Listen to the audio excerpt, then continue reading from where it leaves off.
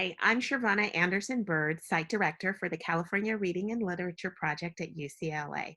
And this is Lunch Bites. Today in Lunch Bites, we're going to address a large concern during this time of social distancing, and that would be motivation. So motivation sometimes can already be difficult in an English language arts class. What we hear from adolescents is that the texts that we tend to use sometimes are hard to make connections with. That I have to agree, we're using a lot of antiquated literature in our classrooms, and there are some wonderful, more current authors that we could bring into the classroom.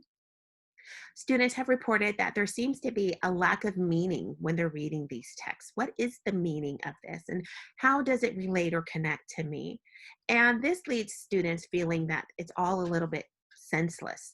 What's the point? Why are we doing this? When would we ever use this again? What else do I need to know?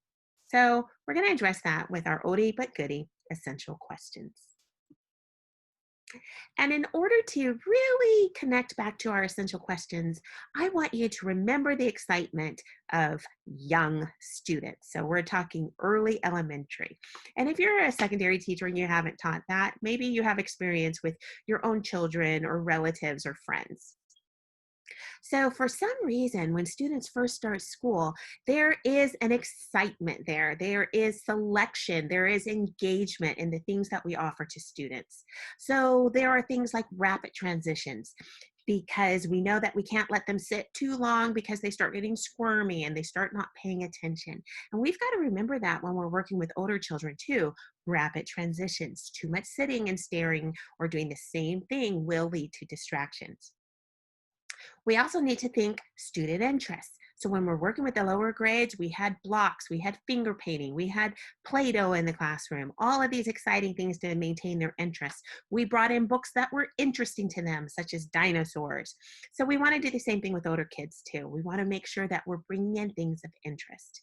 And lastly, on our end, especially as teachers, sometimes we succumb to the pressure of the text and we let the text guide us instead of realizing there's somewhere we're trying to go with this text. So here's what it looks like when I'm actually questioning a text I'm about to use. I'm going to be showing you this through a book called Piecing Me Together. So have I read the book? Yes, loved it, couldn't put it down. What are some themes and concepts and ideas in this book? There are so many, but for this video, I'm going to focus on identity, oppression, and assimilation. Am I okay with not having the answer? Yes, it'll be just like living at home. Do my questions connect throughout my unit? Well, yes, because in this unit, my students are going to be writing an autobiography. They are going to be writing and performing a monologue. So this is a perfect book for my students. And so the questions will be able to extend throughout the unit.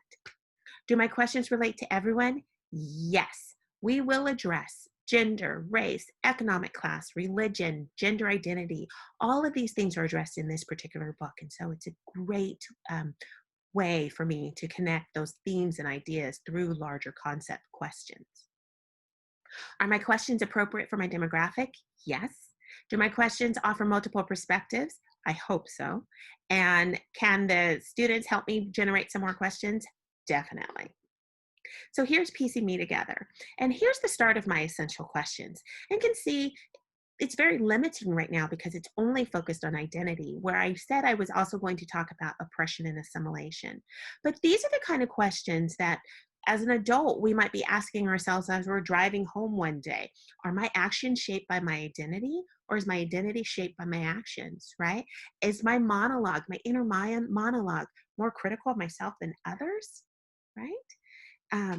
As I move forward in life and I leave pieces of me behind, am I still staying true to who I am?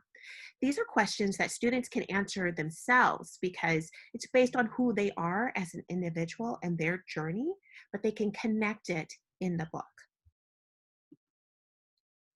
So take a moment to question and understand questioning. Questioning is a vital part of our learning and of life.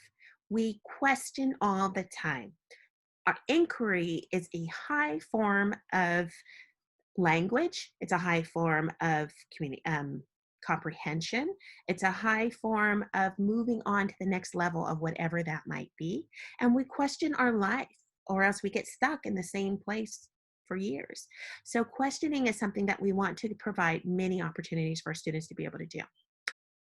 So ask yourself this. Currently in your classroom, thinking of your planned units of instruction, do they offer essential questions? And I know a lot of publishers have included a big idea, a big question, things in their reading materials.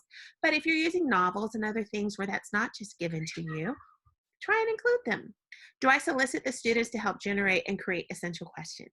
If you've never done that before, it's a great assignment to have students have to actually generate these general human experience questions for the whole class.